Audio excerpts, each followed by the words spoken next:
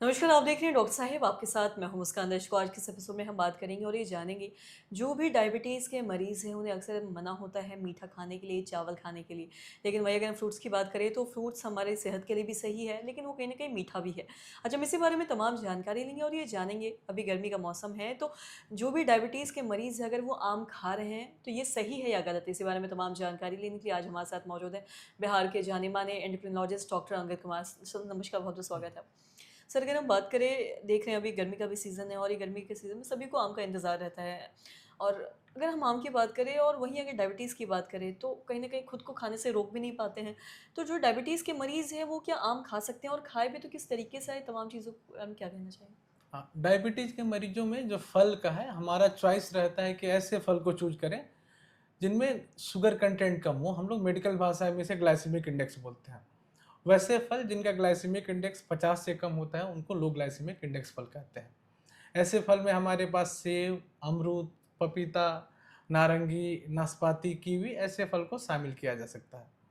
यहाँ सबसे इम्पोर्टेंट है कि पोर्शन साइज़ हम लोग को चूज़ करना है।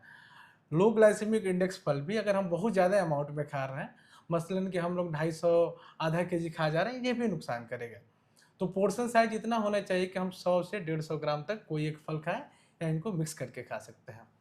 चूँकि बात चली आम की, आम फलों का राजा है, सीज़न आम का है, तो हम बहुत कन्फ्यूज़न रहती है मरीजों की, सर हम आम कैसे नहीं खाएँ, अभी तो साल में एक ही बार सीज़न आता है। यहाँ 2-4 चीज़ें ध्यान रखने की है। जो आम होता है उसका ग्लाइसेमिक इंडेक्स मिड रेंज का होता है, 50 से 60 के बीच में, ये मीडियम ग्लाइसेमिक इंडेक्स फल होता है।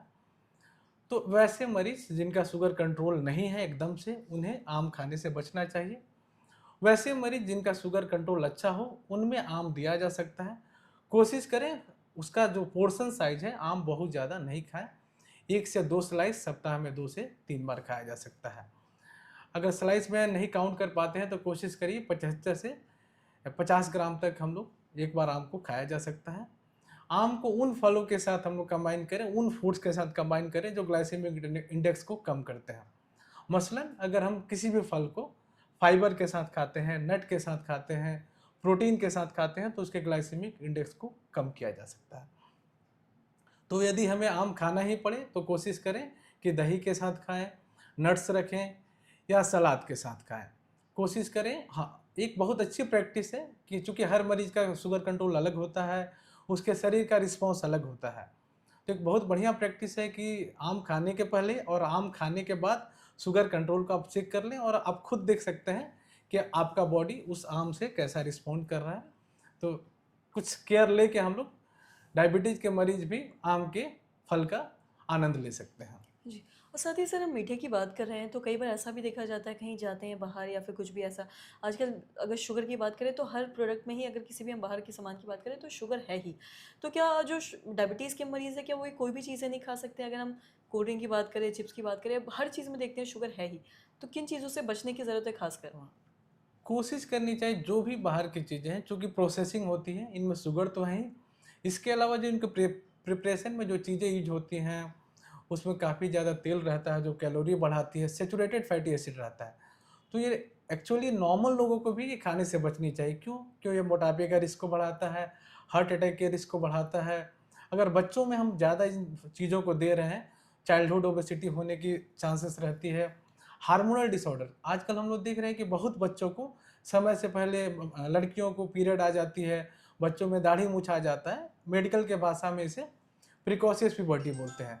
सैचुरेटेड फैटी एसिड रहती हैं, तो इसमें क्या होता है, ये खाने से चाइल्डहुड ओबेसिटी होती है, इससे प्रिकॉशियस प्यूबर्टी आ सकती है। समय से पहले महीना आता है। इसका 2 एस्पेक्ट है। समय से पहले यदि महीना आ गया, तो एक तो इसका सामाजिक पक्ष है।